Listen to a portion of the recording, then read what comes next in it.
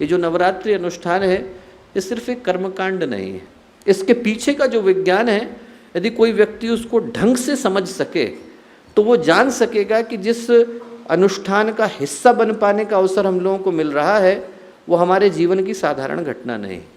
और यदि उस विज्ञान को समझना हो, यदि ये जानने की आवश्यकता हो कि आखिर इस नवरात्रि अनुष्ठान में हमारी आँखों के सामने जो घट रहा है और आँखों के पीछे जो घट रहा है, इस स्थूल जगत में जो घट रहा है और जो सूक्ष्म जगत में घट रहा है, जो दृश्य जगत में घट रहा है और जो अदृश्य जगत में घट रहा है, वो घटनाक्रम क्या है, उसको यदि हम लोग समझ सकें तो इस क्षण का मूल्य थोड़ा और बढ़ जाता है।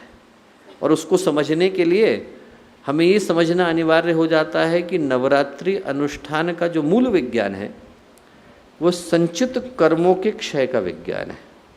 और इसको समझने के लिए थोड़ा व्यक्ति को धीरे धीरे समझने की आवश्यकता है। इस संसार में प्रकृति ने कुछ व्यवस्थाएं अकाट्य बनाई हैं। अकाट्य का मतलब कि उसमें हस्तक्षेप करने का अधिकार प्रकृति के अतिरिक्त और किसी को है नहीं। और वो जो व्यवस्था है वो कर्म की व्यवस्था है। इतनी ज़्यादा अकाट्य व्यवस्था है कि यहाँ पर इसके अनुशासन से उल्लंघन की छूट किसी को नहीं। वैसे भी मनुष्य होने का अर्थ ही कर्म को करना है। वेद कहते हैं कृतुमयः पुरुष, कि जैसे ही मनुष्य का जीवन मिला, जीव ने इस शरीर को धारण किया, वैसे ही कर्मों की दौड़ शुरू हो जाती है। इधर कर्मों की दौड़ शुरू होती है, उधर उनके परिणामों को पाने की व्यवस्था शुरू हो जाती है।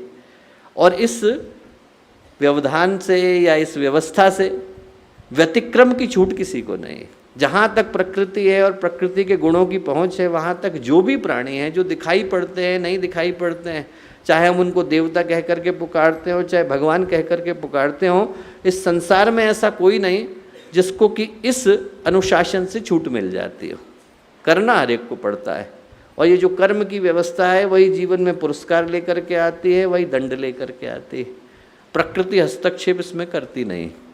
वही रावण जब तपस्या करने के लिए बैठता है तो प्रकृति उसके लिए पुरस्कार के साधन जुटाती है। वही रावण जब अनीति के मार्ग पर चलता है तो प्रकृति उसको मारने के लिए दंड की व्यवस्था बिठाती है। यहाँ पर व्यक्ति को जो मिलता है वो इस आधार पर मिलता है कि आप अपने कर्मों को कितना शुद्ध कर पा रहे हैं।